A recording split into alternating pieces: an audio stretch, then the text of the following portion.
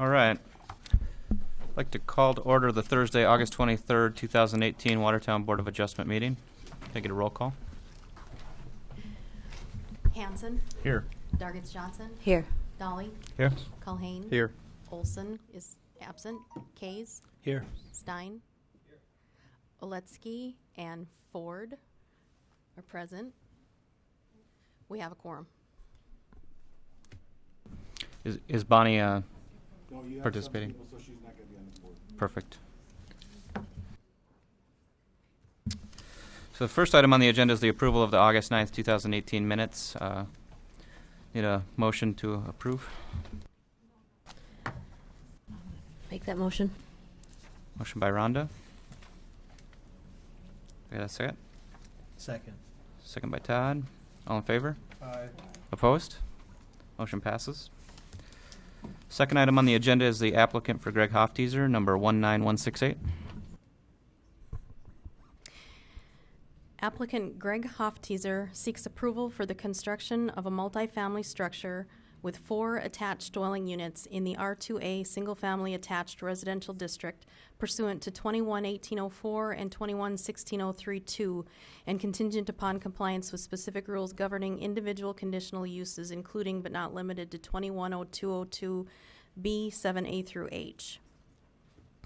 3 and 4 family dwellings is a listed conditional use for the R2 single-family attached residential district per 2016-03-2 via 21-1804. The definitions that the proposed plan meets for ordinance definitions is multifamily, a residential building designed for or occupied by 3 or more families; townhouse, one of a group or row of 2 or more single-family dwellings designed and built as a single structure in which each unit has its own entrance.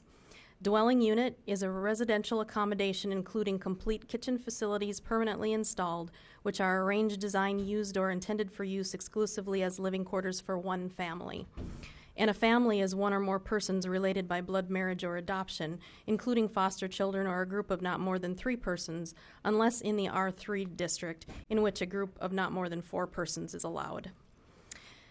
The applicant submitted the attached site plan, which reflects or does not reflect the following requirements of the ordinance. I'm going to change this to site plan here.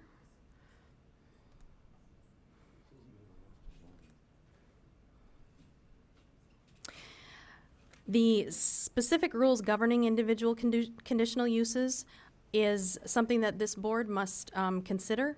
Things like ingress and egress to the property, off-street parking and loading, screening, buffering, signage, refuse, exterior lighting, required yards and open space, and general compatibility with the neighborhood.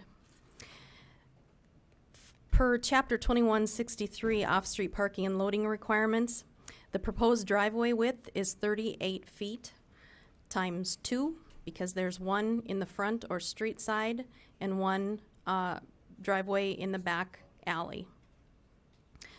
Off-street parking design and maintenance, all parking areas shall be surfaced with a durable all-weather surface material graded to dispose of surface water and regularly cleaned and maintained, and each space shall be designed to allow the exit of the car therein without first moving another car. Chapter 2165, outside storage and display requirements for specific uses. Outside storage was not indicated in the application. However, 216501 would apply for residential type uses. Landscape and lighting standards, Chapter 2173. The site plan does not show 4 frontage trees, but the applicant will comply. The minimum tree requirement is 1 per 50 feet of frontage. And then there's titles 5, 18, 21, and 24, sidewalk, trail, curb and gutter, and subdivision of land. The proposed parcel is a merger of 4 platted lots for which a development lot agreement is required in lieu of replatting. Sidewalk is required for redevelopment. So this board must determine if satisfactory provision and arrangement has been made concerning 210202, 2B7A through H, and the chapters and titles described. If application is endorsed, this board may consider conditions of approval. Thank you, Joe. I'd like to open the public hearing. If anybody's here to speak on behalf or against, please approach the microphone and state your name for the record. Jill, could you go back to the GIS?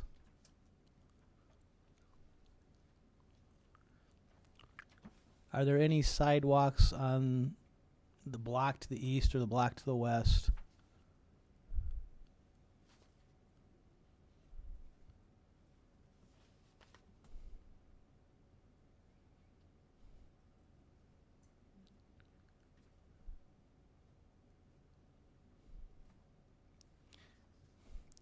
It does not appear that there is. There might be some.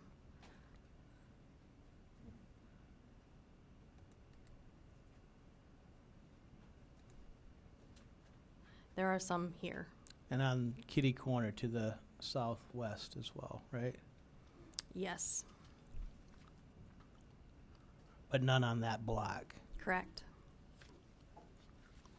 Would the applicant be in favor of signing a waiver of right to protest subsequent? Meaning if the rest of them are, yeah. That's been discussed with him also already, and he's Okay. agreed to it, yes. Okay. But the other requirements for infrastructure, the trees are going to go in with the construction of the building. I'm gonna put underground sprinklers in and, I'm gonna keep it nice. It's gonna be, not that it matters to this, but it's gonna be a 55 plus is what I'm, type of housing. So everything on one level, drop the trusses into the foundation, no steps. Are there other multiple family dwellings in proximity of this area, Kenny? When you brought it up there, just southwest, right there, there's 4 or 5 units right there. Okay. There's some other duplexes that Habitat for Humanity homes that went up in the general area. So it's in conformance with the general character of the neighborhood. Yes, it is. What happens as far as garbage pickup on that alley? Does the truck come through the alley, or do they go to the street, or? Oh, they'll have to bring all their garbage to the street.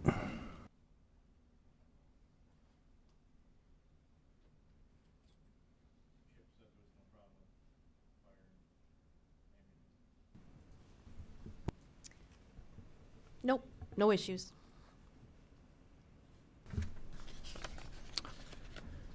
Seeing no additional comments from the audience, I'll go ahead and close the public hearing.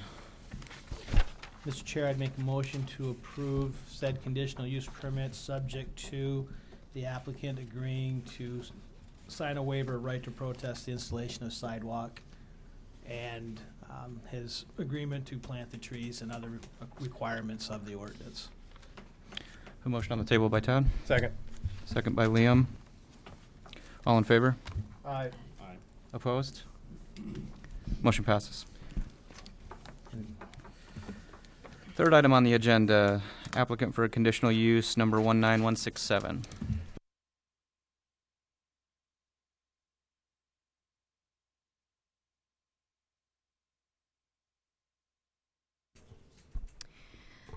Applicant Allison Solis seeks approval to operate a personal services business.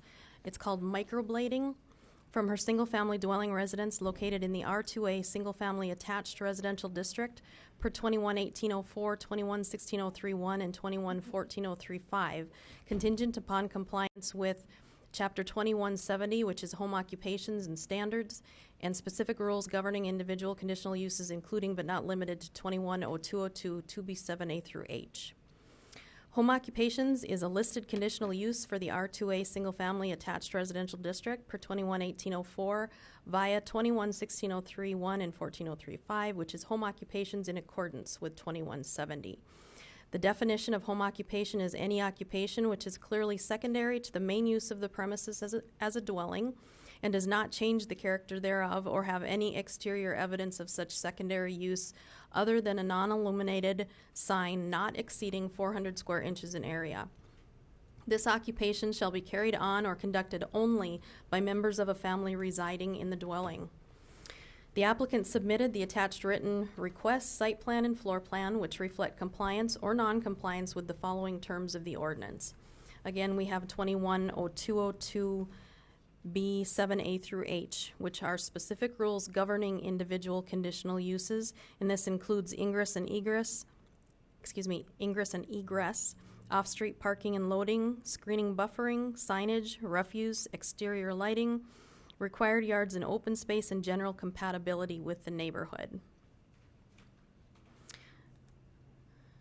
I'd like to show you her site plan.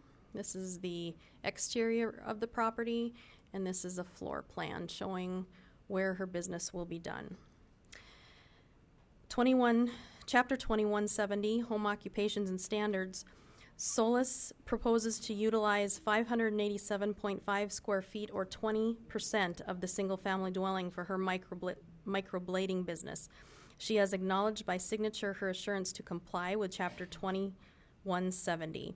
She will have a small, less than or equal to 400 square inch mounted sign to the side of the house. She can have up to 25% of the floor area, but this comes to 20%. According to 2163 off-street parking and loading requirements, a single-family home is required to have a minimum of 2 off-street parking spaces for the principal use. There is inside garage space for 2 legal off-street parking spaces, and to be counted, a legal off-street parking space must meet minimum size and location standards and allow for the exit of a vehicle without moving another vehicle. There are 0 outside off-street parking spaces for customer use. As her setback here shows, they do park on the alley side here occasionally, but there is not a legal parking space here. And this board may require additional parking spaces. They have 4 garage stalls. They have legal off-street parking. Inside, I said outside. Did I not say outside? I'm sorry. Yeah, outside off-street parking spaces, but they do have the inside. Chapter 2165, outside storage and display requirements. Per 217002, this is a new chapter on outside storage and display. And home occupations. No outdoor storage of equipment or materials used in the home occupation shall be permitted. No public display of goods shall be allowed on the premises except inside the principal building. And according to 2173 landscape and lighting standards, the property is compliant with things like boulevard and infrastructure. 1 tree exists.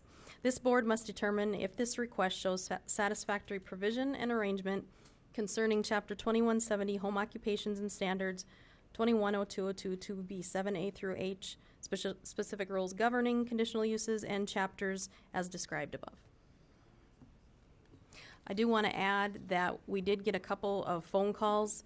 One adjacent landowner called with concerns over parking, and she said she was going to bring in a letter, but I did not receive a letter. So she never did come in. And then there was another anonymous adjacent landowner who called, again, with parking concerns.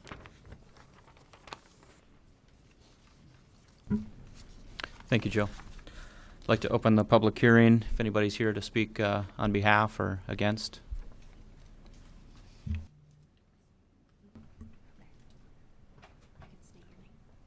Allison Solis. Allison, could you explain to me, is microblading regulated by the state? No, it's basically just comes to the city. So it's whatever the city decides. With microblading, are there blood and that sort of thing associated with microblading? Yep, you should be taking a bloodborne pathogens course. And how is how do you dispose of blades and rags and things like that? I have a sharps container, so that has to be changed out every 6 months, and then biohazard bags for any additional bodily fluids. So very similar to a clinic or whatever. You have somebody come and picks that up for you. Yeah. Okay. So if I'm understanding your application correctly, you are not presently certified to do microblading, but pending the outcome of... Yep, I actually just got certified, so I have that with, if you need that as well, the copy. You don't have any issue complying with the tattooing and body piercing requirements of the state of South Dakota? Correct.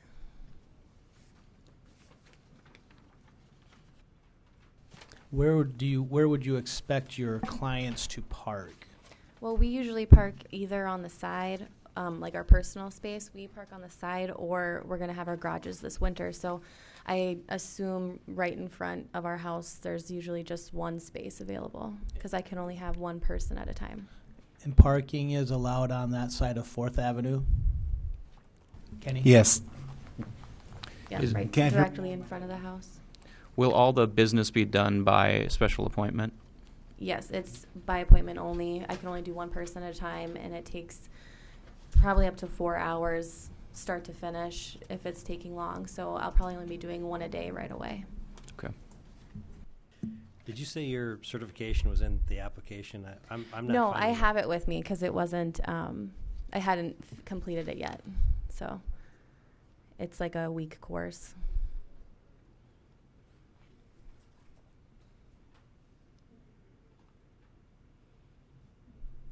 How often is the rags and whatnot, the biohazardous stuff collected? I think that the regular biohazard bags, that just goes straight to regular garbage, but in the bag, so that the garbage people know that it's a biohazard. I talked to somebody who does microblading in Minnesota, and that's what she said that they do. And they have very strict regulations in Minnesota, so. The concerns of the neighbors about the parking, do you feel that they clearly understand that you're only going to have one client at a time, which would typically be one extra vehicle there? Right, I don't think that they understand that just because if we do park out front, we can only fit one of our vehicles, so they're probably just worried we're going to have 2 or 3 people in front of our house. So, but that won't be the case. Jill, did you say that both of the neighbors were anonymous? You didn't have a name with either one of them?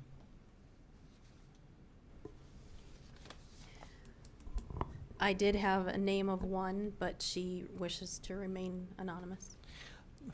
For staff's for staff understanding, as a planning commissioner, if a person doesn't want to lend their name to a concern, it's not important to me. I'm just stating that from my own personal for the board to understand that if people have a question, comment, or concern and they want to remain anonymous, in my opinion, sitting as a planning commissioner or a board of adjustment person, it doesn't apply into my decision-making process. Just wanted to make sure everybody's clear on that.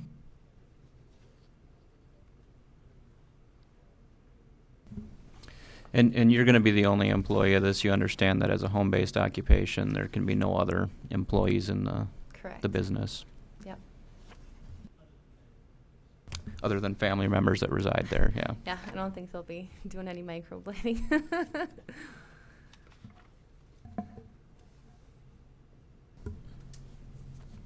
Any other questions from the board? Anybody else from the public? Seeing none, I'll close the public hearing. Thank you.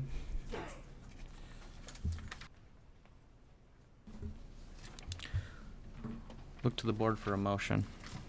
Mr. Chair, I'll make a motion to approve, subject to the applicant agreeing to comply with the state of South Dakota laws regarding tattooing and body piercing, 44-12, and any subsequent microblading legislation that would ever come forward. Also that she utilizes biohazard standards that meet the community's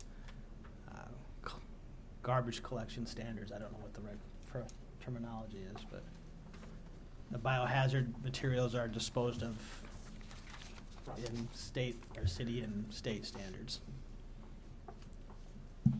Thank you, Todd. Second. And Liam for the second. Any additional discussion? Take a vote. All in favor say aye. Aye. Opposed? Motion passes. Go on to open public comment period. If there's anybody that wants to speak to the board on a matter that wasn't discussed in the open here. Seeing none, I'll go on to old business. Any old business, Jill? No old business. I'll take a motion to adjourn. Motion to adjourn. Motion by Mark, second by Jason. All in favor? Aye. Opposed? We're adjourned.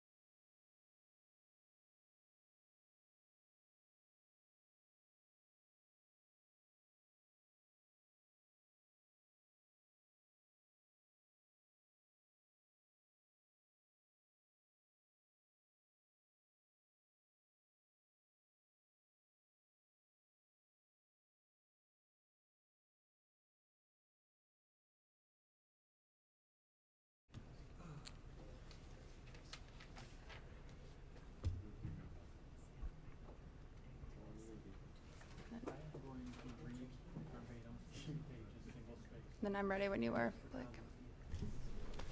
Okay. I'd like to call to order the Thursday, August 23rd, 2018 Watertown City Plan Commission meeting. Can I get a roll call, please? Hanson. Here. Dargis Johnson. Here. Dolly. Here. Culhane. Present. Case. Here. Stein. Here. And Olson is absent. We have a quorum. First item on the agenda is an invitation for public comment participants submittal. We'll have a spot at the end of the agenda here if you'd like to come up and speak on an item that's not on the agenda. If you'd like to sign up, go ahead and approach and mark your name down. Moving on to item 2, we've got approval of the agenda. And I'm going to make an amendment to the agenda, and we are going to once again postpone the discussion of our 2A single-family attached residential district front yard setbacks until next meeting. Thank you, Brandy. Can I get a motion? I'll move with the amendment. Second. Motion by Liam, second by Rhonda. All in favor? Aye. Opposed? Motion passes. Item 3 is the approval of the minutes from the August 9th, 2018 meeting. So moved. Motion by Todd, Second. second by Jason. All in favor? Aye. Opposed? Minutes approved. Item 4 is the annexation and zoning of Eastwoods 20th. So this is a annexation and zoning request from Joy Nelson and Peggy Haugen. And this is approximately 10.5 acres that is within their preliminary plan of Eastwoods addition that they wish to annex and zone as R1 single-family residential. And you'll notice, too, as a condition of this annexation, we require a plat, which then the preliminary plan, which is recently expired, will be brought to the Plan Commission to be updated and reapproved before a plat comes forth. So we can't annex it unless we have a plat, but we don't have a plat? Well, the plat will come after the annexation and zoning, so as a condition of the annexation, we're requiring a plat per our ordinance requirements. but then the plat comes after the preliminary plan, which needs to be updated and will reapproved, and that will be brought to the Plan Commission. What's the timing that we expect to see that? I would say in the next 2 meetings. Was that? Yeah. Okay. Is there an existing preliminary plat for this area already been approved? Yes. Yep. And that's what it is attached in the agenda. Okay. I missed that. I included that. It recently expired in May of 2018, so it was approved in 2015. So we'll get that resubmitted and then reviewed, and as long as staff is okay with it and it checks out with our ordinance requirements, then it'll be brought to Plan Commission for approval. Are we seeing Joy? Yes, sir. I know I don't want to get the cart ahead of the horse, but are we seeing something? Are we seeing something comparable to the previous preliminary plan? I think it's exactly the same. Right, Rod? What we're bringing is exactly the same. Same as we had in the preliminary plan? It's identical. I guess it's just the date expiration that, so it's exactly what we submitted before. Yeah. It's just another addition of Eastwood's, another 22 residential lots that was originally in the preliminary plan. So this is the east half of Block 9, and that preliminary is still kind of just open at this point? That is what will be dedicated for their park requirement. I couldn't read that. So, and then that was approved by the park board in 2015 as well, where the portion of the land dedication was to come. This is phase 2 of that preliminary plan. So that was approved to come during this time in that location. But just because we'll be going through the preliminary plan update, we will bring it to the park board on August 28th, I believe is the Tuesday. That was my question. Does that have to go through them again? Yep. And we'll just, if they're okay with it still, or if there's anything that the Plan Commission has as recommendation that you want to be heard by the park board, then this would be the time that we could discuss that too. Okay. Thank you. Should note, we'll open the public hearing if there's anybody else to speak in the public. Seeing none, I'll close the public hearing. Do you need separate motions? Yes, please. So the first motion we're looking for is for the annexation. Yep.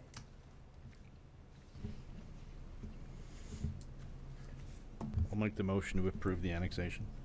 I have a motion for approval by Jason. Second. Second by Rhonda. All in favor? Aye. Opposed? Motion passes. The next item is the resolution number 201832, which is the zoning. Can I get a motion? Motion by Rhonda to approve. Second. And second by Jason. All in favor? Aye. Opposed? Motion passed. Next item on the agenda is the comprehensive land use plan meeting number 1. Yes, so at this time then, this is the first of 3 meetings where Luke Muller with First District will be giving a summarization of some sections that he has outlined, and we'll leave time for discussion and questions by the Plan Commission or members of the public. So I'll turn it over to Luke. I'm going to go up there. Sure, I'll switch. Then you can go there. I'm going to go up there.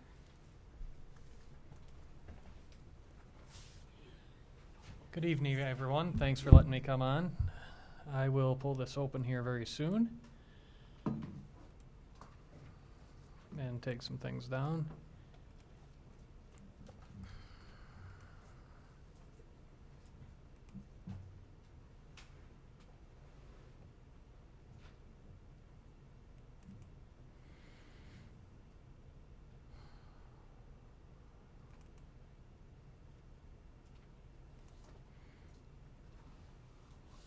Of course not.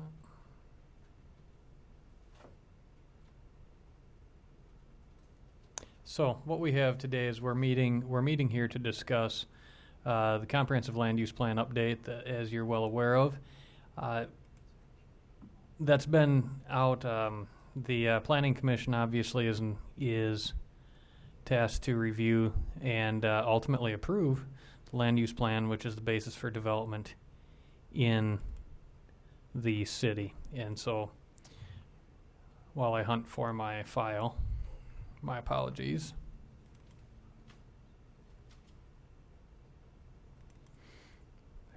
There it is. As you're all aware, on the planning board and for those involved, at this point what we've done is we've sent out what amounts to a link, because the file itself is a very large file. It involves many, many maps, many, many pages. And so we've sent out a link so that the planning board's able to review it here first and foremost, so that they can get a chance to lay eyes on the document that is their policies set to paper here. Yep, I got it. There we go. Click the first option. Click that use recommended settings, and then click accept. Thank you, sir. Sorry. That's all right.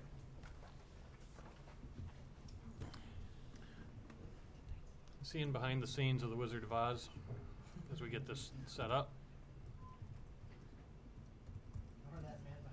Uh-huh. Maybe, do you have that Word document here that needs to be opened? I do. While I'm at it, Yep.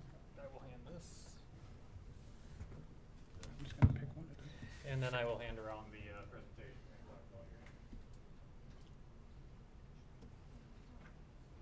What you're getting here amounts to a notes page, just so that you can follow. Just take some notes if you want. Did I give you one instead?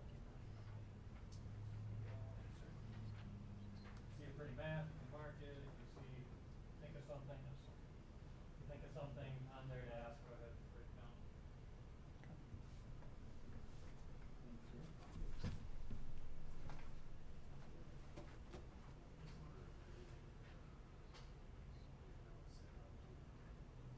I'm already using time. Uh-huh. All right, so as I was saying in the back of the room here, this is going to be a lot like a director's cut of a DVD. You're not only going to get the movie, you're also going to get my editorial comments and witty banter. So we'll start now. Land use plan today, what we're going to talk about, and I should introduce myself. My name is Luke Muller, 1st District Association Local Governments. I'm the planner there, senior planner there, and have been working on this project for several years now. Today what we're going to do is we're just going to go through, I've got one slide on each of the first 3 bullet points there, and then we're really just going to get into the meat of the document and just talk about that here. This is really an edit session is what it is. Obviously, if there are substance issues, obviously we'll talk about them as well. For some of you, this is the first time you've laid eyes on the document, as we've gone through policy discussions for on and off for several years here. The first question is, as far as what is a land use plan, I know I've done some training with this board. This board's been involved in other places, whether there's someone watching, staying up late, community watching this video, good for you. You're going to learn what a land use plan is for, and that is it establishes a vision for the future of the town. From a conceptual standpoint, the idea is that we're laying out the idea of here's what we want the town to look like, and here's why within this. Where is development going to occur? What type of development is going to occur? And we use the basis of the stuff we're going to talk about today, the introductory information, the demographics, what we expect. That's going to help us to guide what sort of development we expect to have in the future, and where it's at relies largely on land and how we're already developed. It also, though, declares the intent in word of what our policies are. You have many, many decisions you make as a board, especially acting as a board of adjustment, and each time you make a decision, it may or may not take that land use plan or that zoning ordinance a little bit farther away from what that plan used to say. So really the whole idea here is that we're trying to put a land use plan together that outlines the policies that you've really established through many of the other decisions and brings that policy back up to what you've been doing. And then also lays out some things that you say, you know what, we really wish we could have been doing this, but we never could because we were stuck here. So, and lastly, We do it based on infrastructure. I'm not going to read state law to you. I'm just going to tell you that it's important in state law. The fact of the matter is you can't have zoning if you don't have a comprehensive land use plan. Not only is it important to have it, it's important that your zoning ordinance be based on it. If you have a land use plan that says that we don't think it's appropriate to have more than 32 dwelling units in one structure, you can't have the ability to have a 64-unit apartment structure in your zoning ordinance. It's the basis of your zoning ordinance. Now, that said, we probably wouldn't be that specific in the land use plan unless it's a specific location. So that was, in one slide, what a land use plan is. I'll review the process here of what we're going to do over the next couple of meetings here. It may bleed into an extra meeting if we have to, but as far as what I'm going to do, I'm just going to present an outline of the land use plan. I'm really not going to go verbatim, page by page, much to the disappointment of some who might be here. I will answer questions, obviously, as they come up. I'd really like them as they come up. I'll kind of ask it at the end of each section if you've got any questions. I'm hoping that they come up that way. I'll try to take notes. And then once we've gotten done with the meeting, I'll explore some of the comments. If there are things I didn't know the answer to, I'll go back and take a look at it and see what the heck was going on with that. And then I'll do some updates with the draft, and we'll bring it back to make it look like it. I'm hoping that with staff that you'll help me coordinate meetings, and we're planning on just doing this at your regular meetings. And then staff is encouraged to input in this as well, hopefully, and then asking questions, and I'm hoping that staff will help me take some notes as well. And then Planning Commission, you folks here, I'm really hoping you'll take a look at the plan ahead of time, the sections we're talking about, do your homework, take a look at it, and just make notes of things that you question, things you like, things you don't like, feel strongly about, as it says here. We can certainly talk about those things, ask questions if you just don't get what the heck that's about in this or that point. And then if there's something about text or, I really like semicolons. If you really don't like my semicolons, go ahead and submit those, but we probably don't need to point out every one of Luke's flaws on the writing. So if you would, just go ahead and submit some of those edits if it's just more text or, hey, could you make this print bigger or something like that. Just if you could mark that on the paper, go ahead and I'll happily take it because I'll go page by page with every copy I get. So today what we're going to talk about is introductory information, and it's really kind of laying the groundwork for where we are as a community from a demographic standpoint, as well as what we have on the ground for infrastructure, laying that work. And then also stuck in the middle there is kind of some of the general land use policies. And I'll get into why that layout works that way for just a moment. I want to talk about the history here. We have a 2018 land use plan. It's got a long history here. 2013 was when the city contracted to go ahead and do this. Over 2014, for about a year, we spent reviewing goals and policies, as well as for that and the following year reviewed future land use in the rural areas. Then we took an introspective look inside of the development. It really focused on, had me as well as had our office staff, and then reviewing old decisions, as well as going back with and coming back to make sure we were on track with the Planning Commission as we went in 2015, 2016, doing a review of developed areas already of the community, which has not been done in several years. 2017, the draft was completed, and it's kind of been in a review phase as well as working on some other things, which is where we're at. We've spanned a lot of things over the last 5 years, and that's also kind of slowed us down throughout this process. We've allowed a lot of input out of, 3 city engineers, not counting interim engineers, 3 urban planners, not counting interim urban planners, myself included, couple mayors, a housing plan, uptown development plan's been created. We created a joint jurisdiction ordinance from scratch, which just frankly doesn't happen in that amount of time very often, especially when it's been voted down several times in the past, as this was. We've overhauled the sign code. So the bottom line is stuff's been going on. We haven't just been sitting on our hands as we've been going through this. And so now we're finally there. With the draft item itself, with the document itself, I'll just go through here. The first section here, I'm going to switch gears in a very, very classic segue there with no introduction at all and just flat go into the document here. With the plan, the first section of it is obviously the introduction. In the introductory portion, I'm obviously not going to read it. It's got a description of the importance of the plan. I did a little more history just on the community. One, because my first degree was in teaching, and I feel like it's important to have a little bit of history into there. And then two, talked about the history of planning processes in the city of Watertown, as far as they're aware at your local library and available here as well. And then went through the planning process with this plan. That's really all it was. And really, I'm just going to ask you, pages 1 to 6, if any of you had dog-eared anything, saw anything, that you had any questions or any edits for me here, let me know, board. If not, I'll move on. Next section is the demographic trends. And in this as well, I expect more probably editorial comments or, edits than anything in this section, because it really is the data. Maybe why did you use this or that I expect to see. But this section provides a snapshot in time for various demographic information, housing, population, age, gender, education, income, housing information. Use the decennial census, which goes all the way back to 2010, which was the basis, was put out in the end of 2011, basically. That census is used for anything in which accuracy is a big deal, because the rest of it, when you talk about census estimates, it's generally done with just a flat multiplier, which if you look at the trend line that they use, it's got to be somewhere around 0.5% a year is what it looks like.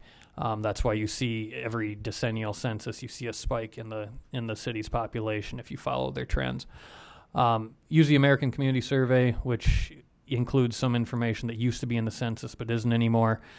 Use Watertown building permit data as well as the housing plan for this section. What we do here is we try to compare the information we found with past information to try and identify trends, see if we're staying on trend with the community and how that community rates with trends outside of be it within the region or within the nation, depending on how you want to look at it. But it really basically boils down to it tells us who we are and how we've changed as a community. I'm not going to tell you what all this means in all of these charts. I'm just going to show you that you can see the population has increased. The main point that I'll point out here is with this chart here indicates that we increased population. It really looks like it flattened out there, but if you look at some of the information, it actually that leveling out or flattening out happened in about the last 2 or 3 years of the decade, not necessarily there, and that'll come important. This map here, because of the small size of the legend there, it's a lot of colors on there. Basically, this is a population density map of your city. Most populated areas, you can see where those are, kind of in the Roosevelt School District as well as what I would call probably, the Old Grant School District probably, to the north, in the central part. The green areas are some of the less populated areas. The one thing I will tell you is you look at your plan, don't get too hung up on the density or number, because a census block for Lake Compesca goes all the way over to the airport. So just because it shows that there's not a lot of people there, that's not right, because it includes the lake and a whole heck of a lot of area. So this map here indicates and again, I like maps, as you're probably well aware if you looked at this thing. For me to pick out a few cool maps is pretty difficult because I like maps. So bottom line is, this map really here is just to indicate, and it's in your plan, but it just shows where we've lost. The red areas indicate where we've lost probably the most population. More orange is a little bit less. These are not numbers of people. This is percent population loss from 2000 census to 2010, and as well as increase. You can see obviously there's a 162% increase in the northeast area where you just annexed more property a few moments ago. That is partly because there weren't a heck of a lot of houses up there at that time. But that Luke, from a land use planning perspective, this just goes in line with what we've done in 93 and 97 and 06, that we were growing to the north interchange, is what this is telling Yep, us. you got it. That just shows that tier that goes toward the northeast is what it does. This is a classic age cohort chart, just indicating where we are as far as ages and gender as well, or ages. The next part, we've also got information on employment. You can see how we stack up and how things have changed as far as employment goes from 2000 to 2014. One of the things that I felt like as I reread this that we didn't really underscore enough in there is that we did see a substantial increase in professional, scientific, and management jobs. Even though it's shown at the bottom there, we did see quite a few new jobs in that sector, which really wasn't highlighted a lot in the plan, but it's something worth noting. This particular map here is just done with, this is some of the fancy work you can do with the follow-up. The city does a good job of tracking where building permits are issued. And so this map here, the different colors indicate the years in which they're issued. I think the main thing I really wanted to point out here was from 2010 to 2016. Look at the clusters of where you're building houses. Bottom line is a lot of them are on that crescent on the northeast. I was really impressed to see the numbers around the lake as well, where we're seeing some of them. I was kind of surprised at that, but that's a lot of redevelopment, which goes later on. You look in the middle there, what's kind of interesting about that is if you watch this map and then go to this map indicates the number of units for each structure going in there. So what you see is in the middle of town, we're seeing more multi-unit structures going up, redeveloping into multi-units, which makes sense. So just kind of give you information as to what's there. This is a chart that shows about the same information. So some questions I've received so far on this section are questions about how we show or just kind of graphically show the population change, because you'll see the average increase is this percent. I think it was 1.7% dating back for the last 50 years. What's that tell us? It tells us that 50 years ago our population was lower than it is today, and then we divided it by a number.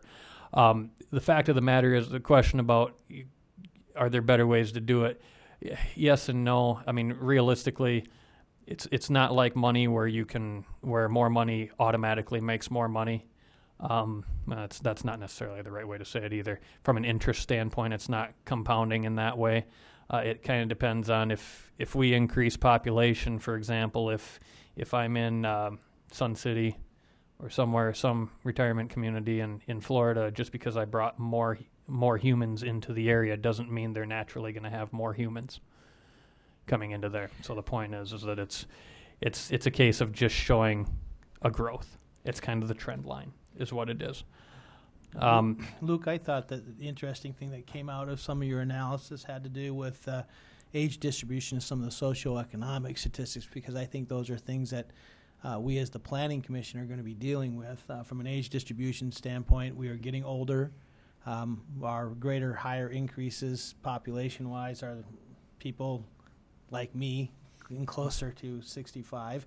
And then also I thought was interesting is that the out-migration patterns that we're seeing that are somewhat buttressed by the Lake Area Tech, but we're still seeing out-migration, and how that maybe also then relates to the educational characteristics within the community based upon how we compare amongst the state and the nation with college education. While we are growing, we still are lagging, which I think also has another impact on our median family incomes and the basis for that. So, and what does that mean? I think from a housing perspective, we need to be looking at how do we plan for workforce housing, how do we plan for assisted living facilities, how do we handle what Mr. Hofteaser is proposing to do with housing for elderly people.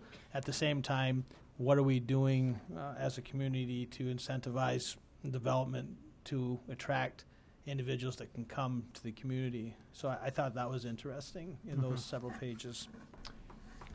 Yeah, the one thing that's different, and possibly from past plans as well, or times where we've looked this up, the things that you talked about, ring true, and we see them a lot. Well, some of the things, especially the aging aspect, we see that a lot around. The thing that was different than we see in other places is that we did see more in the age that has more kids, which is indicated by the number of kids 0 to 10 we see with an increase there. And we saw that increase in the ages of, I believe it was 25 to 35, if I recall, which is essentially where we have a rate of natural increase as well. So those were interesting facts that I found into there as well, that we're actually attracting and or keeping folks of that age as we climb through, which indicates that we have the opportunity for more families as well. And are you also seeing in there that there are actually fewer women in those childbearing years, but they're having more children? Was that the other thing that? They were the ones in the women in the childbearing years. There was a higher percentage that were younger. Okay. How does that sort of an age distribution compare to, you said 2006 was the last time we did this? 2004, I believe. Yeah. Okay. Was that a category that was attributed for last time we did this? We did, and the fertility is a term we use there, having more kids, and ultimately the fertility rate increased. It was we're not talking 10%, but we're talking enough that's significant. We'll put it that way. When you had the last time we did this, we had a lot of children that we had what I would call a gap in the 0 to 10 age group, but we had a substantial amount of them in the 10 to 20, which is one of the things within the text that I mentioned that could attribute to the fact that we've got now 15 to 35. We've still got some there, but that doesn't always play out. I guess my point is that last time we had less young kids. This time we have more young kids. And I think you can see that's reflected in what's going on with the school district and their planning, Exactly. and we're seeing that in classroom size and those types of things, And which again helps us in what we need to be thinking about, not only for residential, but how do we work with the school in planning and locations for educational facilities. And then it goes back to what Commissioner Kays had said, is that so we've got families with the ability to come in. We know where the education level is. I mean, we've got, I believe it was 30%, if I recall, that is a 2-year institution degree. So it has 2 years of post-secondary education, if I remember that number right. And we know where the education level is, so we know about, or the income level is, so we got a pretty decent idea as to what we expect for houses, where they need to be. So I think, if you look at that data, and it's especially telling in that 2000 to 2010 census data, but if you were to bucket those working ages from like 18 to 45, so the first half of your career, 45 to 65 the second half, and you can see that we're increasing pretty substantially on the second half. Yep. So we're kind of coming into an era where we're going to have a lot of retirees and not necessarily a workforce to replace them immediately. So that's especially important, what we're talking about with Lake Area and these other things. The other aspect I liked was when you talked about the change in scientific employment too. Mm-hmm. And that's a key area I think we need to really look at as a community, is those kind of higher tech jobs. Mm-hmm. We've got a lot of manufacturing in town. We've got a lot of agriculture, a lot of retail. We don't have a lot of high tech industry. We have a few, but that's something that we can court as well. And I think Watertown Development Company, they're doing a lot of good things in that regard. So,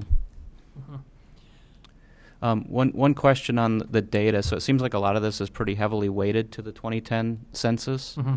What do we have to incorporate from 2010 to 2018 on some of this? What I think Luke had alluded to previously is that every 2 years there's what's called the American Community Survey, which is a tool of the Census Department, which basically they survey a percentage of people across the nation and within the state and within the county and within the city.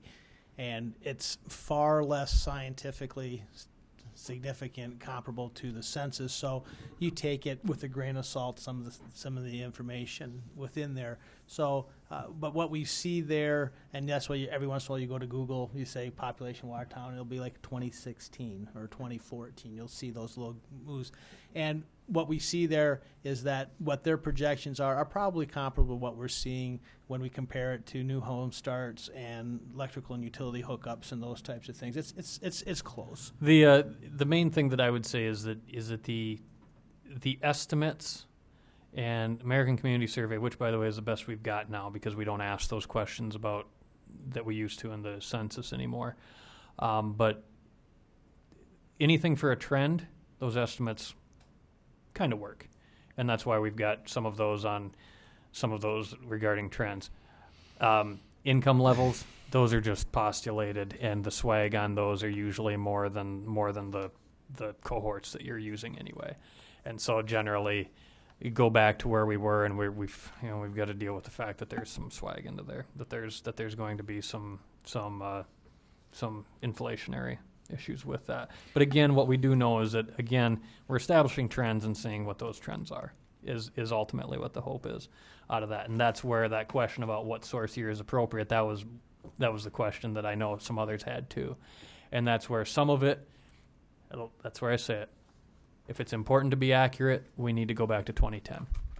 If it's more about estimating and seeing where a trend's going, that's where we can use more of the estimates. And that's kind of the point there.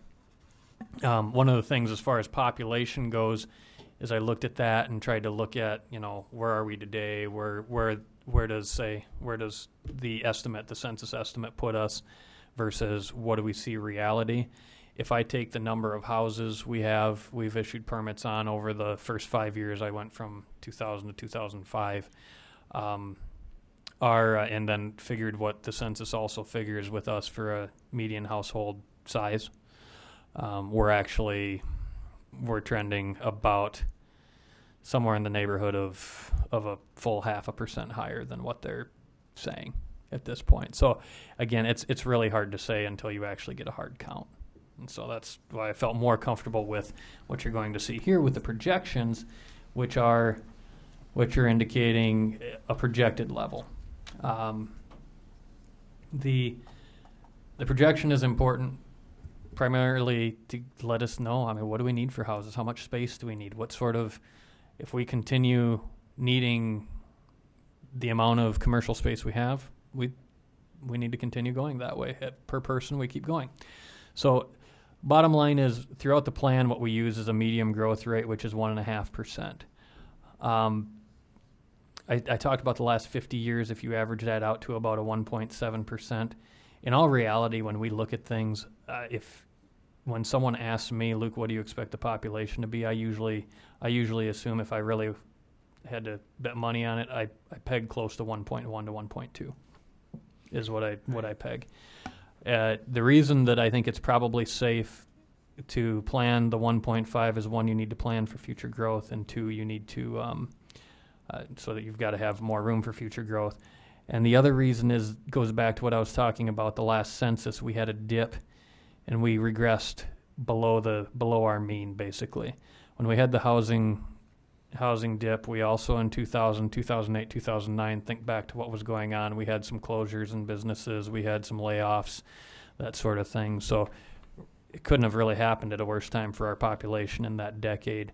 So the expectation is we're probably, at least in the short term, going to be correcting, and I think we're kind of seeing that over the last few years as well in housing starts. And Luke, with the 1.5% is still, it doesn't sound like a lot, but it's an aggressive number. Anything over 2% is usually not even manageable growth for most municipalities. And I tend to agree that we are probably, I'm a little bit more conservative, probably in that 0.8 to 1 is probably what I think we probably are over the last 7 to 10 years. But if we go with that 1.5%, what that does is it gives us flexibility in looking at different areas and not locking ourselves into specific growth areas.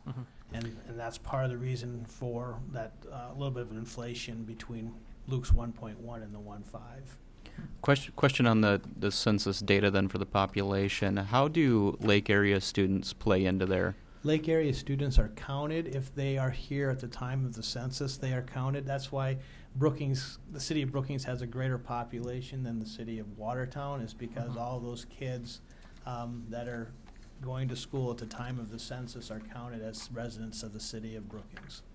You'll see an interesting note that comes back when I talk about commuting, that it's handled differently. They may not show up in the census count, but they show up in commuting counts.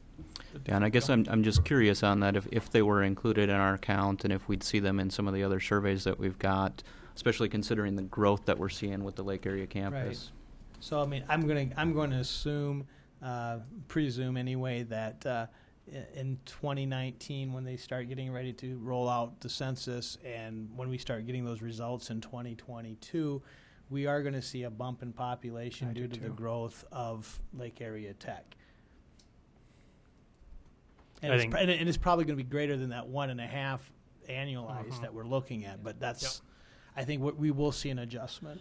Eventually, we're going to see that through the actual statistics. Yep. And that's something that we have to plan as a community, too. So even if they're not permanent residents, I mean, they're absolutely residents of the community. So it's akin to having water lines that your maximum amount is 8 million gallons, but your usual is 3 million gallons. Well, you can't plan for 3. You got to plan for that big one. So, good questions. Was there anything, the last two of them, that you substantive or anything else you want to talk about through projections or the demographic information? Any more there? Otherwise, if you got edits, get them to me too, please. With that, moving on, next section in the plan, if you, as I'm sure you've read probably every page and thumbed through it and highlighted your favorite parts right now, a portion that sometimes feels out of place is the part about the general community goals and the planning policies. It's really, we start with the demographics, then we move on to, okay, well, here's what we're really trying to get to. Here's our general goals throughout this. And so pages 26 through 42 include some of those general goals. You got the general community goals. I'm not reading them to you. If you see or saw something that caught your eye, go ahead and let me know. Residential goal, and I included that into here, but again, it's a very general residential goal. It lists objectives which kind of drill down. You can see the goal is very general. Encourage planning and construction of a wide range of housing unit types. Objectives narrow it down a little bit more. I mentioned that strategies and other details are listed in later chapters because we go on into that to go to specific areas, whether it be a growth area outside of the city or whether it be a redevelopment area. So it's more dependent on the area versus the specifics or the specific type of use as we go on. Commercial use is the same way. I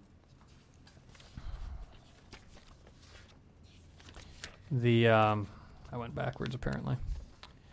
The industrial use goal goes the same way. Public utilities goal and objectives, details later in chapters. Well, it's the next page is what it amounts to. Within the infrastructure goals, we've got a water systems goal, sanitary sewer goal, the stormwater, electricity, solid waste. They go through with the goals and objectives and the strategies into there, and they narrow down. The goal is broad, works down to strategies, and all the way down into there. So if there's anything into any of those, I guess I'll finish off of this page here, but we go into the future urbanized rural area utility goal. That portion talks about extending services outside and how we kind of want to grow with that. So that's a little bit different. It was in no man's land where it was at. And then with the transportation goal objectives and strategies are a bit different. They're the sort of things that are a little bit more specific. They're things that I think a lot of people see and expect. And there are some very specific things into that, and they also double on a little bit later. And then into there also the environmental protection goal and objectives and strategies. That's with those portions. And is there anything you want to add here? I just have a question. Is the comprehensive plan on our website where the public can access it and look at it? Because what came in the packet, we're missing pages 26 through 42, which is the policies. And so someone's looking at the packet online, that won't be complete. But Okay. do you know if the... We don't have the comp plan on our website yet, but I don't know why we couldn't. We should put that on there so the public can read through it and see that stuff. And I've noticed here and there on some of the figures, we're using the terms master street plan and major street plan kind of interchangeably. And I know South Dakota codified law refers to the major, we have to have a major street plan. And I'm just wondering are we going to a different term, or No, is that something different? Or that was just that was just Luke describing it as all within the plan. It should all be uniform throughout, so that, because the whole point of this is to include it so that we've got a valid land use plan, including the street plan. It's a lot to digest. Just I know, Luke, that you had said that, in 2014, many of these goals and objective statements were vetted through the Planning Commission at that point in time, and I've read through them, and I think most of them are germane to what we're doing today. Just a couple quick things on page 28. It talks about partnering with Cottington County to develop a joint jurisdiction. Well, we've developed that joint jurisdiction, as you said, and we probably just maybe need to put some sort of a goal to further continue that relationship, or that was one thing. The other thing that I know that we don't have in here is that we've also had a lawsuit between the rural water system and the city, and we probably need to reference something in the goal statements of how we foster that relationship in our planning process. There's similar language in the electrical section that would be applicable and be relatively simple to carry forward. That was a note that I had too, and you kind of addressed it, Luke, on the water system goal. In the strategies, you said the city needs to address the economics of acquiring existing rural water distribution systems prior to the annexation of those customers presently served with rural water. But I think if we made reference to that Sioux Rural Water Agreement and then maybe even had a figure of what the territory is. That's a good idea. That's a really good idea. Yeah, where it applies, because that's a very pressing issue to everyone that annexes. And what our how we encourage people to annex, I think, is in doing it in larger swaths as opposed to piecemeal. Right, and what will our policy be in annexing areas which are served by someone other than the city of Watertown? Right. We need to address that too. Who's going to put the fire hydrants in? Because I bet the rural water isn't. And if we have one set of pipes in the road from the rural water, because that's their territory, and they need fire protection because they're in the city limits. Page 36, you talk about requiring a statement of the rural utility provider addressing the ability to service the proposed development. We just need to probably flesh that a little bit.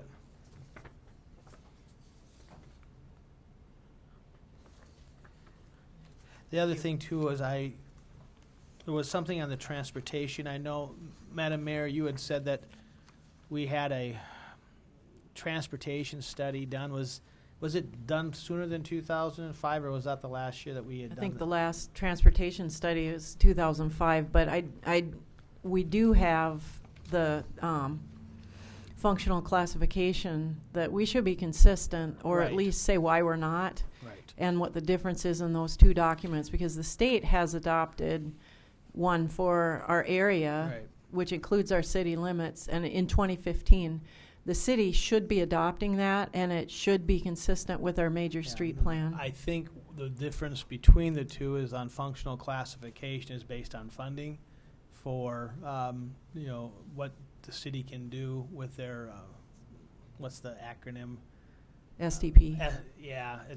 For those roads that we can apply for dollars for, and we bank to do those urban systems projects. But that's not how it works anymore. I know. And so I think you're right. We just have to be consistent that what a minor arterial is from the state are we using those same standards from a Right. design standard as Right, well? and it probably is time to have an updated transportation study as well. Yeah. And we just need to update everything and make sure we're consistent. Right. Our main differences are the collectors, we're calling them major and minor collectors, and the state refers to them as minor arterials. And we only show one minor arterial being the south bypass. Yeah, Otherwise, no, we have major. At the time in '04 when we were doing that, I think what we were looking at is the way we define collectors versus arterials within the plan. And at that point in time, we were saying that, okay, if you are on a suction line road or whatever going out, those are, I think it's a potato thing. We just need to figure out. It is, how we- but it's very pertinent when it comes to right-of-way dedication, Mhm. and so we need to be consistent and Agreed. clear. Agreed. Mhm.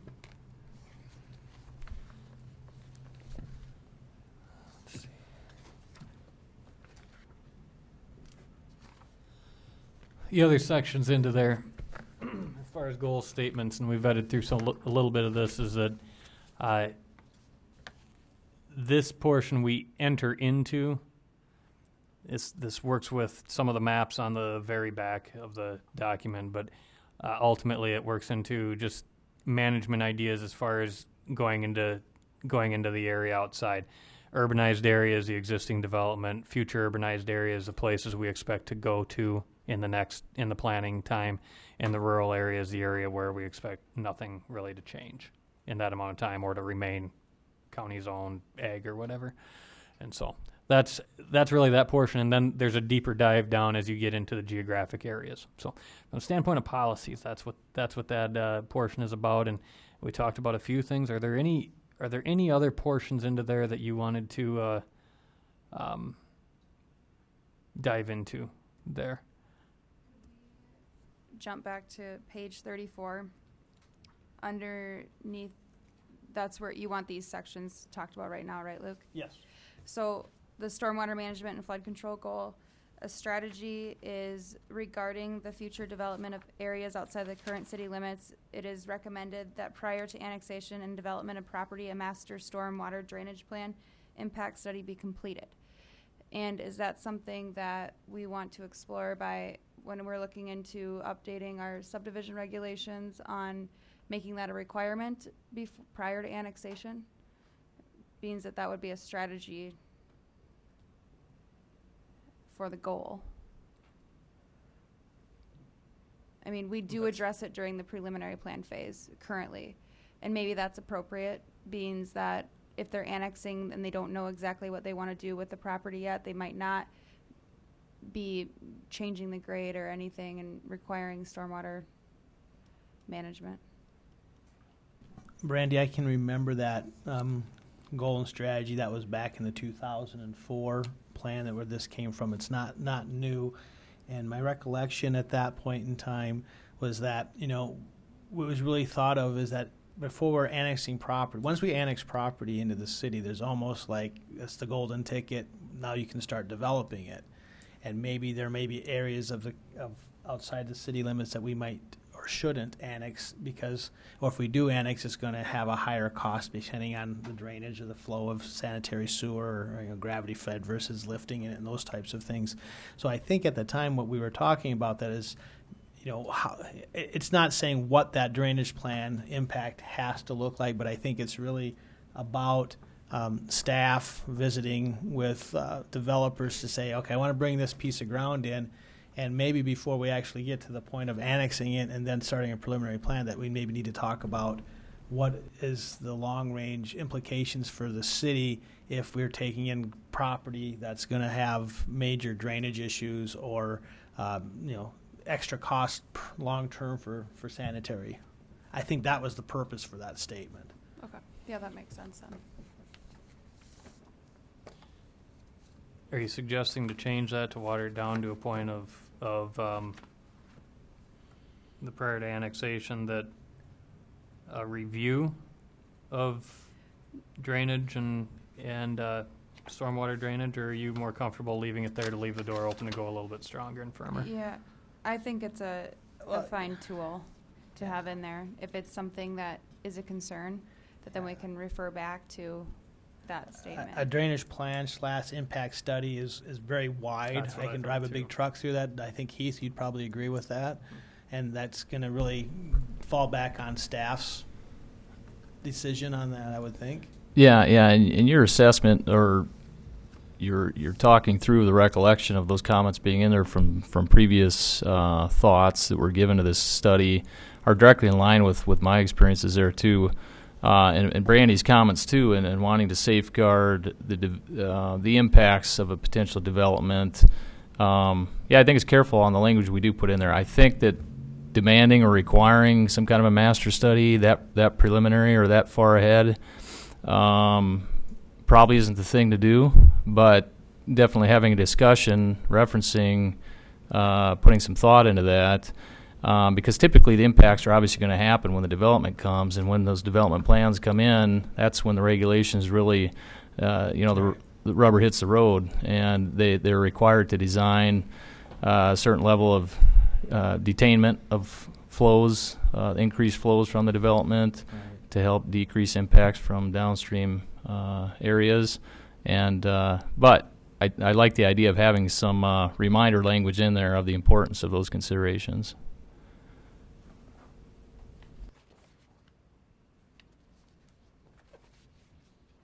Other sections, other portions here in these first 42 pages. How many pages to go, Luke? Only 20. Okay. Did they get a copy of this in paper, or did they just get it on their agenda? It was online. They had a link to the document. I did have a question about the north bypass, and we still make reference to it on page 37. Mm-hmm. And exactly, because working with developments to the north, that's a huge impact on if we are still planning for it, or where does that sit? Well, as far as there are people a lot better versed to speak about this than I am, but what I can tell you within the plan, the last time, and that was a moving target throughout the process. Last conversation, as you look at it, I actually buried the lead. That's part of what I was going to spend time talking in a couple minutes here. But the last plan for a north bypass was assuming that it may be unlikely that a bridge would be constructed over the river and the railroad, and to possibly think about existing roads to work its way around back over to the north and then back across existing railroad crossings. That is what is in the plan at this point. However, the plan was also written with language in there that the city will not quit exploring the idea of crossing the river and the railroad in order to have the most direct route, as opposed to jogging a full mile north and around it. Now, your question wasn't that. Your question is the north bypass still on the radar? In here, I would say yes, and it's been important in the past that it remain on there. I'd suggest that it stay. I don't know. Previously the state retained the right-of-way, but now the city is the owner of that. Mm-hmm. Correct? I believe that to be true, yeah. The other thing, too, is that in the interim, there was a study for the Watertown Development Corporation that has identified parcels of ground north of 26th in this area that may lend themselves to future long-range industrial development, and therefore we know that 26 is still going to be, whether it's a full bypass back to Highway 20, it's going to be a major arterial route that needs to be preserved for potential long-term, and if I'm citing a new industrial park to the north. In all reality, and that's a good point, is that in all reality, whether it's still the north bypass or not, long-range development that does carry a strong ability to be able to get off of and straight to the interstate, as well as rail access, chances are there's the ability to have large vehicles or heavy traffic on that street, regardless of whether or not the road goes all the way through or not. If we're looking at another rail spur or loop, we're looking north of 26th down the road if we're thinking long range.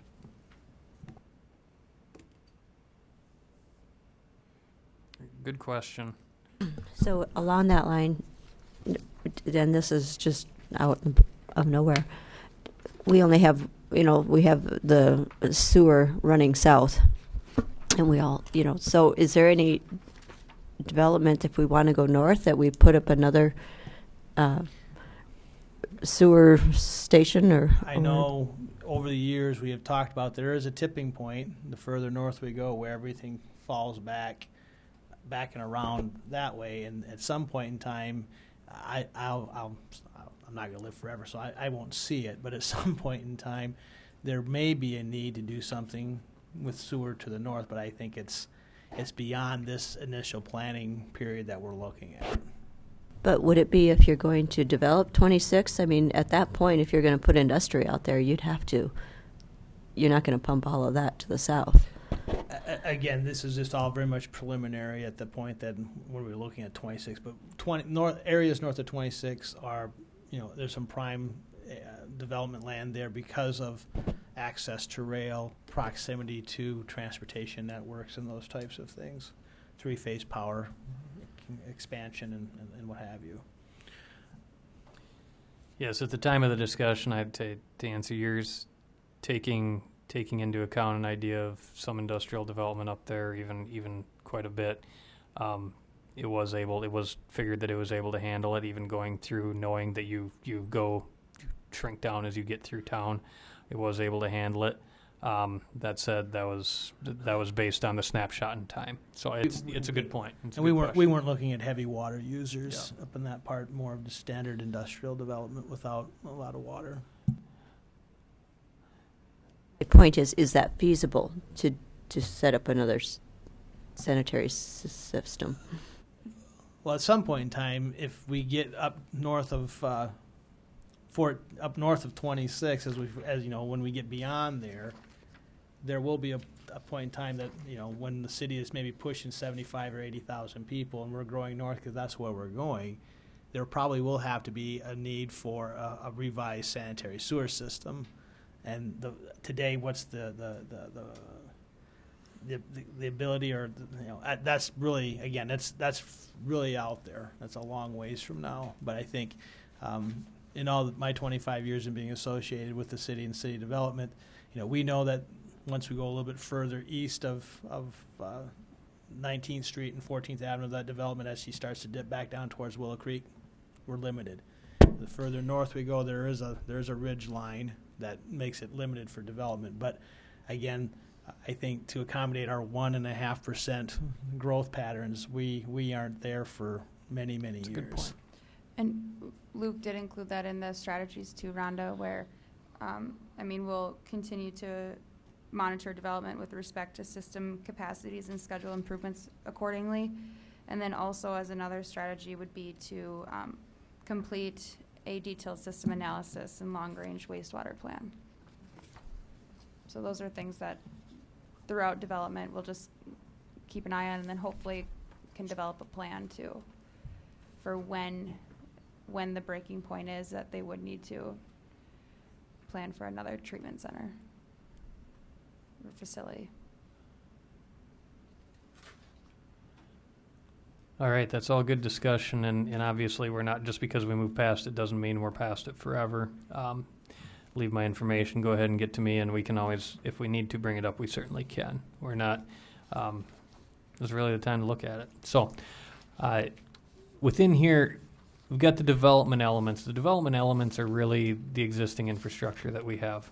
From a standpoint of development, just as much as what we're able to provide is just as much as the physical geography of the land. The cultural geography is just as much the physical in this case. If we can't get enough water to serve an area, then we can't develop there unless we throw more money at it.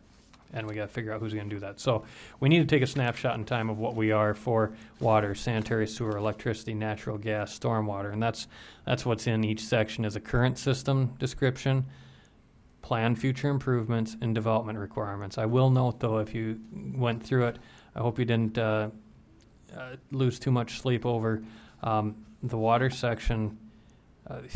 was done, the updated section did not make it into that portion, so I want to apologize for anyone that looked at that cross-eyed, but that portion will be updated. I'll make sure and get that back out to you guys with the updated section into there. That was the old portion. The old language is what was in there before. But as I said, we've got in there development requirements would wind up being we've got future improvements and then requirements, expectations going on as far as water goes and sanitary sewer and electricity as we expand into certain areas, things we've got to keep in mind. My biggest question on this section, Luke, had to deal with the roadway design standards and policy guidelines. I'm presuming that was vetted at the staff level at one point in time over the years. That is correct. That was the next section I was going to talk about. There's a lot of language in there, obviously, about transportation, because I think a lot of this board, I think, weighs in, pays a lot of attention to that as well as others, but I think we trust our staff to review a lot of the infrastructure. From a standpoint of this, we look at it, yes, staff, and I think folks here probably were involved in that as well, did review, spent a lot of time thinking about whether or not they wanted to show other options into there. And ultimately, what was decided out of that was that, and I could be wrong, but I might be paraphrasing a conversation from a couple of years ago, but basically what was decided is with those design standards, which is very nice to show complete streets finally, we actually have some examples there, really didn't want to go show 13 different examples of collector streets, but more or less show what we're hoping to attain or what we're hoping to accomplish by those streets, and leave that ability out there. So and yes. all the other options I have. So, but we just put the standards in the comp plan. What's in the comp plan is what we've had historically, 38-foot wide streets for a local street, which feels like a runway if you've ever lived anywhere else. Yeah. It's excessive asphalt, and we can probably narrow that down, and we haven't vetted that. We've discussed amongst staff, but what you're proposing is what was always there, and it's never had a public discussion. And that, I mean, we can put that at the forefront. We're going to be rolling very soon here with the development committee, and that's one of the things. Well, I know in 1996 and in 2001 and 2004, I sat on various committees that talked about how do we make things more affordable from a development perspective. And the biggest thing that came up in every one of those is roadway width in this community. And we'd get so far, but then we'd get brushed back from various departments in the city that wanted the wide streets for garbage collection, fire protection, what have you. And I agree. I think if we want to show a couple other options where we're limiting parking and we wanted to go with some narrow streets or one-way traffic or what have you, for local residential design. We have been building roads, local streets, much narrower than 38 feet. And it's inconsistent with our current comp plan. Mm-hmm. And it's something that we've debated, but the new developments like in Prairie Hills and in even up in Eastwoods and Prairie View, those streets are narrower than this standard. And there is general acceptance that we probably could do something, but it hasn't received.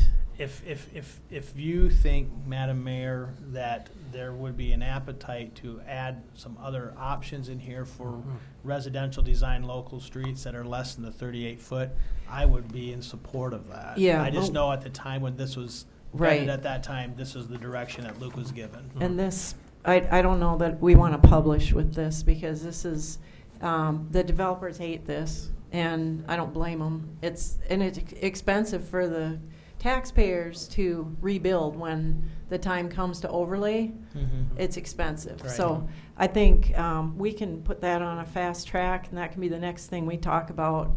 Look at what other communities are doing and make a formal adoption that we can incorporate both in our design standards and in the comp plan.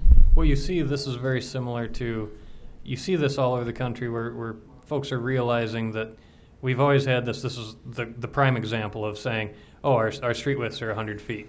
let's move on now. Our right-of-way is 100 feet. Well, think about it this way. Highway 212 is an arterial. And you look in here as far as what we've got, and I'll pick on that because we don't have a lot. We don't have a ton of things we can do about that. But the idea is, and I use this example, a guy from Wyoming had explained this in a presentation, had pointed out, he said, think about your arterial. Everyone has one. Think about the different types of roadway you have there, how wide it is. You have a split 4-lane. You have 5 lanes. You have 5 lanes with you have 5 lanes with a curbside sidewalk. You have 5 lanes with a sidewalk that's got a boulevard. You have 5 lanes with no sidewalk. You have 4 lanes, and so on. That's the point. And what you're getting at as well is that we accomplish different things. There are better ways to do what we've been doing, or at least to show it. Right. We And have the options in here. the level of service that we expect. What we've planned for in the past was a very high level of service with that width of road. But what turns out, it's expensive to build and expensive to maintain. It also impacts drainage, impacts snow removal, Absolutely. it impacts all those different things. Yep. And so I think we'd be better off. The vast majority of roads that are built in our community are the local roads, not the collectors and the arterials. I think we need to focus on what is the minimum standard and then stick to it. Instead of having a minimum standard that's 38 feet and nobody builds it and every single one gets a variance. And, we're going to talk about it, we're going to meet it head on and make a decision as a community, and then we'll just move forward with it. So a punch list item here that we've got then is that we want a few other options, and we probably want this in front of them to be able to say we like this one, we don't like this one. Is that what you wanna do? I think the development committee can take this. The developers in town are Okay. participating in that, and we can start there and then bring it back to the plan commission with what we're hearing and have a public hearing before we adopt it. Maybe not to hold up this process, Right. because I really would like to have this done personally and professionally before the end of the year, the comprehensive land use plan. If we just, nothing else, we had a placeholder in Put a the comp placeholder. plan to say that we are going to have recommended design standards, and that just, that's a placeholder, and then there can be an amendment to the plan once that's done. One comment I would make too in regards to this plan, I like the general references to the AASHTO design standards, the common practices that are used in roadway design, and then these typical sections that are extracted out of, I assume, one of those national documents. Yeah, I believe so. They look very familiar. They were made, actually. I made these. So a staff member made them. One of the comments I would make to go a step further, if this plan generally references what some common or recommended typical sections are for these different classifications, we can always drill down later with our expected and upcoming design standards, where we can, we'll fall within what the comp plan recommendations are, but get a little more specific along the lines of what the mayor's talking about. We can tweak our minimum widths for residential roads in those design standards. And what I've seen done too is the design standards may have a range for a local street, and it might be 34 to 40 feet, for example, or 34 to 38 feet. You pick the numbers, but and then so on and so forth for each one of those classifications. And then those design standards, you've got some leeway for the developer to work with and for the city to work with when implementing the review and permitting of their development based on what they're bringing forth. Is it high density residential? Are you going to need a lot more on-street parking? Do you want wider street widths because of that, for example? So those are some things there I think you can drill down a little deeper through those design standard processes that I know I've been in discussions with the mayor already on getting those updated and implemented, and would expect typical street sections for these classifications to be part of that document as well. So. The other question, Luke, that I had, I thought was just on the pedestrian systems. I was trying to think, did the city actually adopt the master trail plan in 2012? The city did We adopt did. the master trail plan. Okay, but they It was didn't, a they didn't do the plan that sidewalk wasn't plan. correct. Okay. Just real quick, bring this up, and just for the sake of conversation, but as far as roads go and the sea of asphalt, comment, one of the aesthetic things that I've liked in some of the other communities is where they've put in the medians with the grass and the trees. I'm not sure if that has a place anywhere in town, if there was a specific use application, but I think it does really improve the aesthetics of the community. So it's just a thought. We could test it out on South Broadway. We've been talking about that for years. It is. Into here, I guess, more time. You would need more time than you're really going to take to stare at this. I really want you to, if you do not have any comments or have not looked at this, the master street plan, to do so. If you have not, and make sure that it aligns with what you're looking at, as well as the text, because there are some things that were discussed within there, including there's some potential changes as far as some collector streets to try to work and figure out a way to get traffic from, and I don't have a laser pointer here, but to get traffic from 17th and try to avoid the intersection we have at 17th and 212 and try to figure out a way to get traffic over to 19th to that intersection where it's already lighted. There have also been conversations in the past about moving or having the ability to, whether it's to straighten out or have a four-way intersection at 14th instead of 13th where that stoplight is, possibly to move that over, as well as to have and the third one that's within there that's relatively new in those areas would be to have a four-way intersection where 11th meets Highway 212. That would be at Roby Creek, work that road all the way down to Jensen Avenue. So a couple of things that are at least into there as options to explore, as well as just the other thing that's a little bit different that wasn't in there or was new from the last plan was just to review whether or not we need all of the entrances onto Highway 212, particularly because of the fact, and the text describes it, our town sits at this angle, the highway sits at this angle, so every street, not just streets hit it, but streets and avenues hit Highway 212. So the idea, we need to review whether or not we do need 45 feet of street going this direction, meeting Highway 212. The city's just gotten authorization to hire a consultant to study those very things that you suggested, and they're supposed to be done by the end of the year, which is tight for. I still think as long as we're referencing the thing, then I think we can always come back and backfill. I think, but I think we are talking about it in the plan. The other thing too, just for new planning commissioners, I mean, what the purpose of the major street plan really is.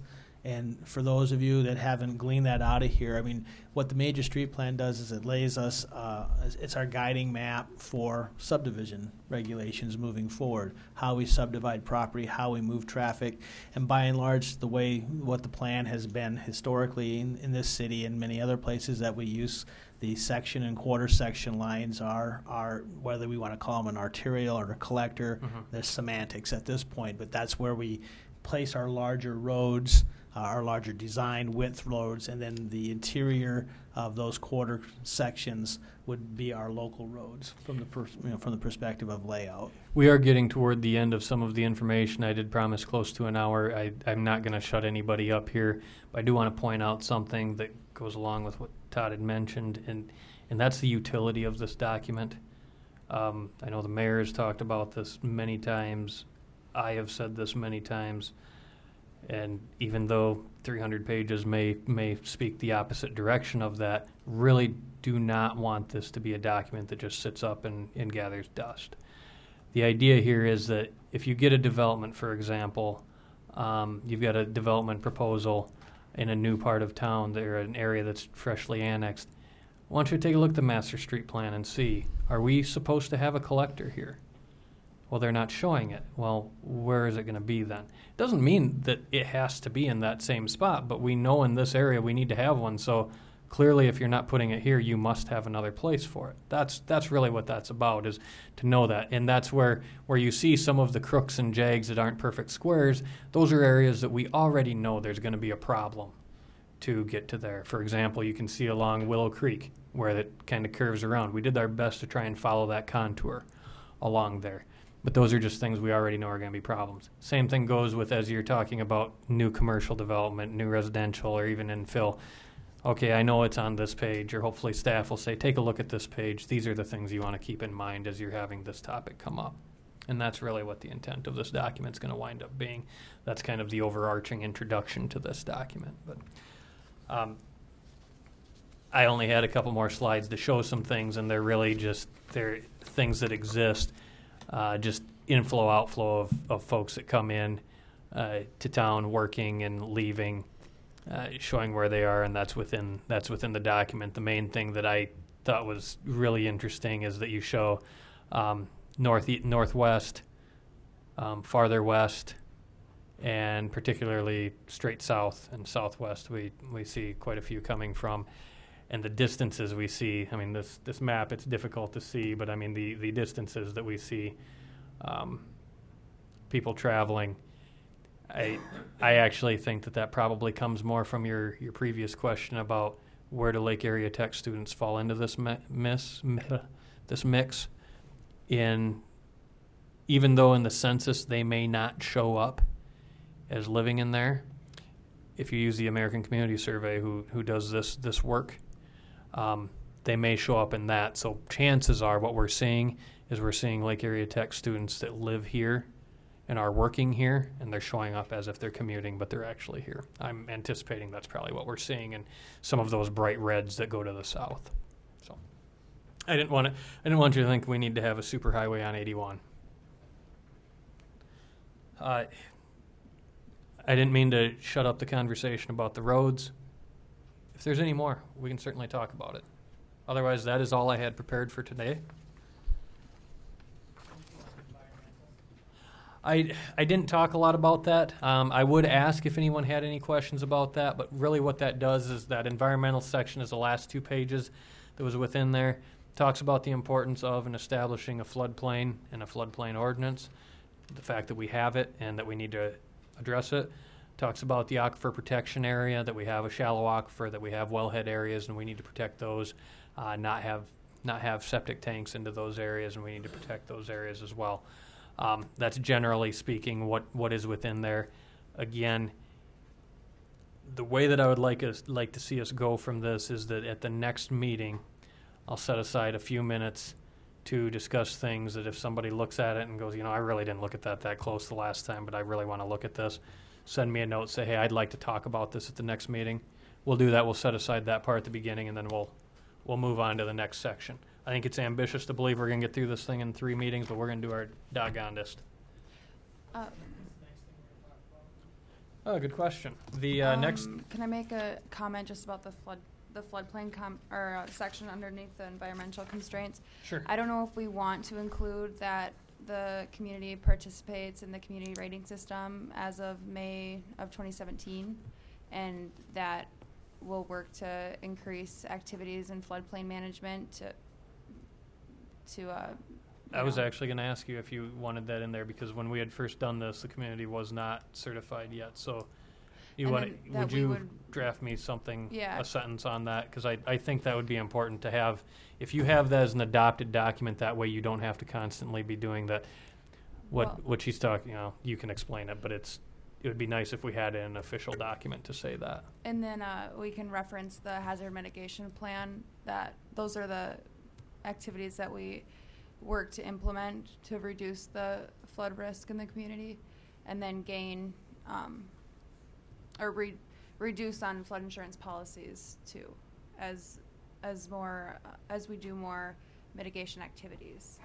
Yeah, that's a good point. Because I agree. That's a good idea. Because that's one of the things that the hazard mitigation plan that the county and the city adopted here just last year was to make sure that we were incorporating those even by reference within the future planning documents with the city. Those are good points, Brandy. And yes, next thing we will be discussing is good luck getting through it all in one meeting. It's going to be pages 62 to 136, and that is the existing land use. That is the part that has not been done in 40 years. So, 40. We had not done a very. It was helpful because we had a land use inventory that was done as we had started this process, and we went through and tried to do a very comprehensive what is on the ground. Now, here's the deal with this. This section here is a review of what is happening. The next section we'll talk about is, now we know what's happening, how are we going to use this? Okay, so the first section is going to be a lot of stuff that some of the language may even repeat to a degree. You may feel like, hey, I already read this, same story, different place. A lot of statistics. It is very interesting, though, about what it is within your town, the categorical and spatial. Take a look at it. It's more of a snapshot of what we have today. Because by and large, most of the comprehensive land use plans for this city have never really done an inward look. Correct. Over the years. It's always been future outer rim kind of growth as the trees growing concentrically. Let's take a look at those rings out here, but we're not looking at the old little narrow rings, you know. And because frankly, it's hard. You know, bottom line is it's hard to look there. Because that's why we have variances in the things that come before us, is because we don't like to be introspective. Yeah, you're exactly right. Well, we don't have to have a plan. We've got variances. And when you had it up on the map earlier, but you could see those hot spots in the interior of the town where we've got, development happening. So it is important. Yes, and you'll see that as well. I'm not going to get into it now. But I'll bury the lead. Again, it'll be those pages 62 to 130 approximately. Which again, don't kid you. That's not all words. There are a ton of maps in there. Just because I figured the better way was to graphically show it than to describe it. But don't get me wrong. I had plenty of words in there too. Thank you all. Thank you, Luke. Thanks. So in the next 2 weeks, just 5 pages per night. And you'll get through it.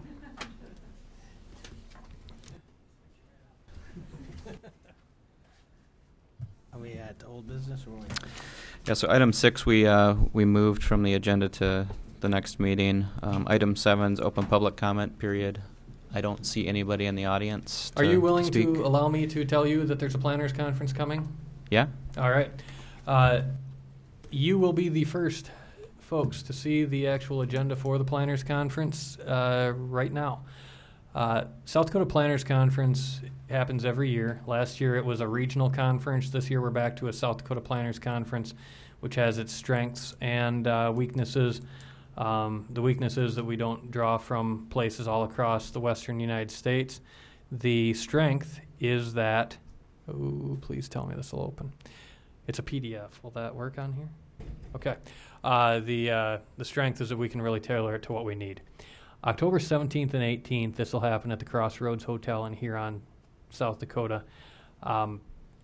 We really tried to focus in. I'm the president of the Planners Association, and I really wanted to make sure that we had things that we dealt with every day, with a few exceptions and some special topics. And frankly, I was heavy-handed in the short-term rental regulations topic that I wanted to have someone talk about it, because I had at least 6 communities call me wondering what the heck to do about that over the course of about 3 weeks this spring. So we've got just a general subdivision review and approval process in which we're going to talk more about. It's going to be what to look for, not necessarily, it's going to be less checklists, more here's what we look for here, here's what we look for here. An affordable housing presentation out of Happy in Aberdeen. We talk about sign ordinances, in which we're going to bring David Hickey in, and again, we need to edit this. But he works with Sign Association, national group. Have him in to try and talk about, as well as Patrick Andrews, who is a counterpart in Southeast Council of Governments. Both have worked with sign updates, and I really am interested to hear what we hear from a wider base and get some of that. Initially, that was planned to be a round table, but since we got Mr. Hickey to come, we thought, why take away from someone who's coming from a long ways? Let's let him talk. So going through there, staff reports, some work for some staff, as well as short-term rentals. Legal issues you have been and will be facing is kind of an annual thing, in which we have the South Dakota Public Assurance Alliance attorneys, Zach Peterson and Jack Heeb, come and talk. They speak of legal issues in an entertaining way, we'll put it that way.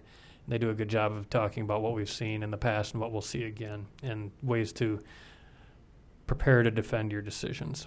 The second day, we have just a few things lined up, which is going to be, but I think they'll be really good, especially considering the last presenter I know is really, really good, and that be me. The 9 to 10:30, we're going to have, as of now, we've got Judge Peckus, who was a judge who was involved in the case at McKinnon Park where they are taking down $1 million house. They took down $1 million house. He plans. We want him more. The title isn't quite right, but basically we're gonna already have staff members talk. We're gonna have attorneys talk. Now we're gonna ask a judge to talk about how we can do our jobs better. And then in the end, what I'm going to talk about is parliamentary procedure and running your meetings. And I know it sounds like a lot of fun, and you should stick around for that. You glossed over the first event, and that was the planning for diversity. I did forget to that's going to be a really that. good one because of what Huron's been doing as their community is becoming more racially and economically diverse, and what that does to a community. And if we're honest about workforce development, it's not us because we're not having enough babies. It's going to be bringing in people from outside that are no different than us, but they look different than us. You're right, and yes, glossing over that, it's a mistake because part of the reason that's there, it's backed by popular demand. The fact of the matter is we had a conference there 6 or 7 years ago, and it's the presentation that everyone remembers from going to Huron, and it's one that everyone wanted to hear an update on. Because it's the growing pains that they experience, the cultural divide that has to be bridged, and how do you do it from a governmental perspective? Mm-hmm. Is this committee invited to this conference? Or Well, that was nice. No, you guys are going to have to stay home. No, actually, yes. The planners, the planning commission. This is intended for decision makers, planning commissions, and staffs as well, And including attorneys. Historically, I think the city has paid for the planning commission. They paid the, and you could go for a single day or both days. If something strikes your fancy. There's usually a pretty good social. In between the dates. Yeah, I for one would be very interested in going. Some of the speakers you talked about, that David Hickey, I know I actually have had some correspondence with him on sign code and stuff. He's good. Jack Heeb, he's good. Mm-hmm. You are awesome. So yes. yeah, it should be, Thank you. I do notice that we have a conflict, unless my phone is wrong, on the 18th, that we do have a Board of Adjustment meeting. Is that something we'll deal with? I would recommend that if we get closer to that, we would maybe alter that date. I think we would all, especially some of the new board members, it would be very beneficial to come because I think it's a very good educational staff. Watertown usually sends staff, and I think Brandy, you found, and Jill's been there. You guys have found, I think, benefit and you learn things. The other thing I guess I didn't mention is that, and I say it this way, half tongue in cheek, but honestly, it's probably about the truth, is that one of the best parts about it, as well as I do, is commiserating about the role that you play in case it's nice to see other folks that go through the same things that you go through. And that's the very last thing, and I would urge you not to scurry out as fast as you can after lunch because we call it Stump a Planner, but the bottom line is it's a time where we'll have some topics brought up in which people can throw out at large during the conference, and we'll start talking about them, how we would handle it. And it can be entertaining, it can be fun, or it can be very painfully. It's rarely boring, we'll put it that way.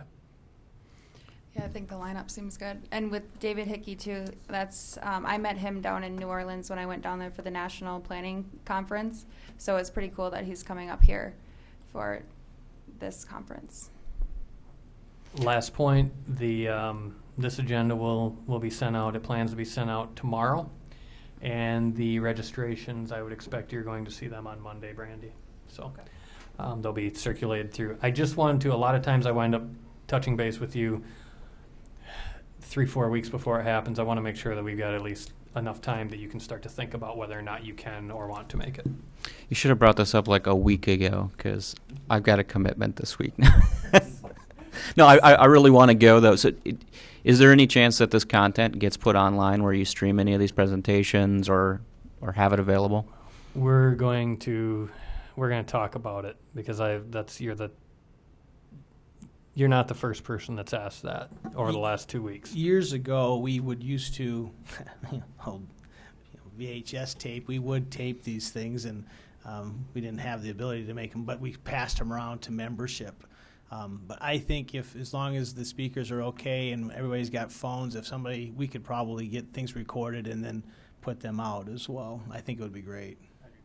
That would be great. I'd certainly appreciate that. I had that request out of both the Brookings, and you are actually, you're not alone, and you can tell looking at the time of year and knowing that we not only have cities, we have counties. I can tell you the Kynan County Planning Commission every year tells me how much they hate when we have this, because I can't get a farmer to attend this. And so, yes, I'm going to do my best to figure out a way. I'm not making any guarantees yet, but I'm going to try to. Thank you, Luke. Thank you. Any other new business? None that I have. Old business? Executive session? No. Motion to adjourn? Motion made. Motion by Mark. Second by Liam. All in favor? Aye. Opposed? Thank you, everybody. Thank you.